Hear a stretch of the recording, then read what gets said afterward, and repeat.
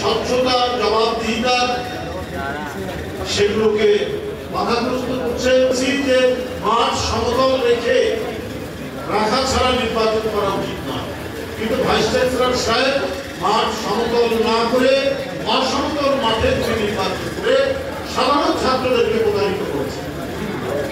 এটা এই কথা একবার বলেছি আমি, সেটা আবারও প্রমাণিত হলো যে নীলক্ষেত থেকে ব্যালট পেপার ছাপানো হয়েছে।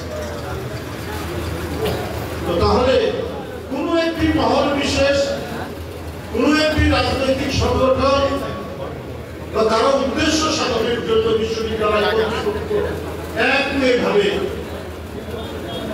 এই রাষ্ট্র নির্বাচন করেছে।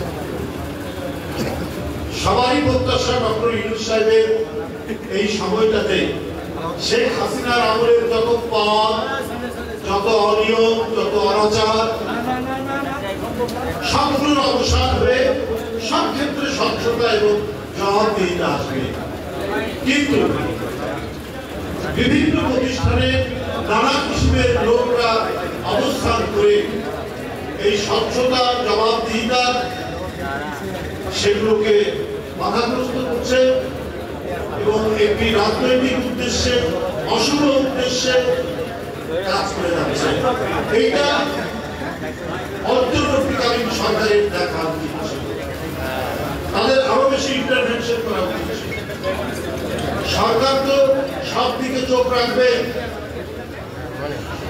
অন্তর্বর্তীকালীন সরকার তো কোথাও আলাদা বিভিন্ন প্রতিষ্ঠানকে আলাদা আলাদা একেবারে স্বাধীন দেশ করে দেয়। সরকার প্রতিষ্ঠান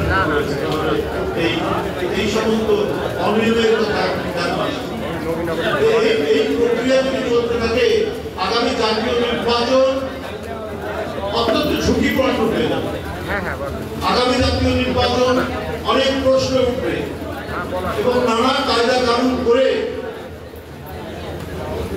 উদ্দেশ্য প্রণোদিত ভাবে কোন ফলাফল করা হবে কিনা এই নিয়ে জনমনে প্রশ্ন দেখা দিয়েছে।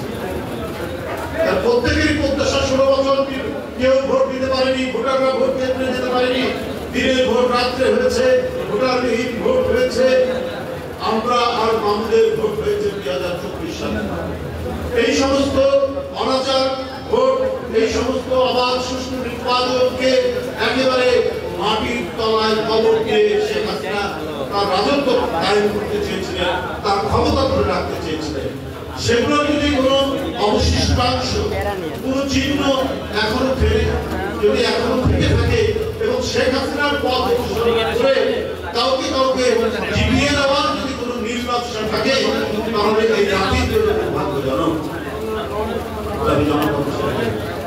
আমি উপস্থিত এখানে যারা রয়েছেন সবাইকে ধন্যবাদ জানাচ্ছি।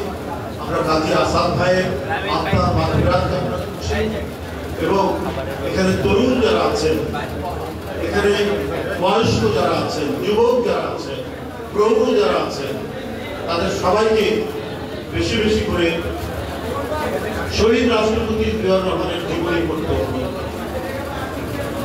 এই জন্যই পড়তে অনুরোধ করবো, একজন শাসক ক্ষমতায় থেকেছেন, কত লোক প্রলোভন, কত প্লট নিতে পারতেন, কত টাকা তিনি নিতে পারতেন, কত টাকা বাইরে পাঠাতে পারতেন, কিন্তু ওই 7 ভাগ আরেকটি দরকারি ঝোল খেয়ে এই দেশে শাসন করেছেন এবং এই জাতির একজন মহান গণতান্ত্রিক রাষ্ট্রনায়ক হিসেবে স্বীকৃতি পেয়েছে।